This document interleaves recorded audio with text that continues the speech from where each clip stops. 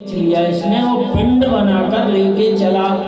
इतनी बड़ी पृथ्वी है तो प्राण सोई 2-3 पहाड़ बराबर हुए। अपने 20 ग्राम के मनुष्य के चींटी के कितने हुए, हाथी के कितने हुए, सबका दिमाग लगाया जाए तो कहते हैं कि सबके अंदर प्राण है, लेकिन उनकी शक्ति कितनी है, कितने वजन का। जब शरीर छोड़ता है मनुष्य, प्राण छोड़ते हैं शरीर को, तो उस समय मनुष्य का वजन कितना है और पहले कितना था जीवित रहते हुए, ये सब समझ में शास्त्रों में दिया गया है। और उसको समझाना कठिन है। समझाओगे तो उसी को समझाते रहोगे, 2-4 दिन लगेंगे, कथा होता ही रहेगी, होता ही।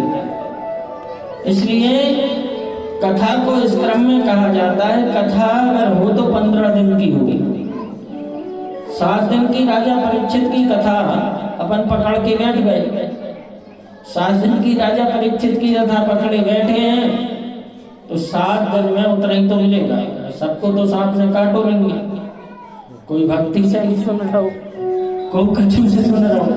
तो 15 दिन की है, 1 महीना की है, 1.5 महीना की है, 1.5 साल की है कथा, तो जीवन चलत रहे थे, जीवन पर्यंत। ये सबसे छोटी विधि है 7 दिन की कथा, जो राजा परीक्षित को 7 दिन का श्राप था, इसलिए इसको लागू किया गया था। और वही 7 दिन हमें हमने पकड़ लिए। बोलो वृंदावन बिहारी लाल की। इसलिए श्रीमद् भागवत में जितना ज्ञान भरा पड़ा है वो हमें प्राप्त नहीं हो पाता 7 दिन में।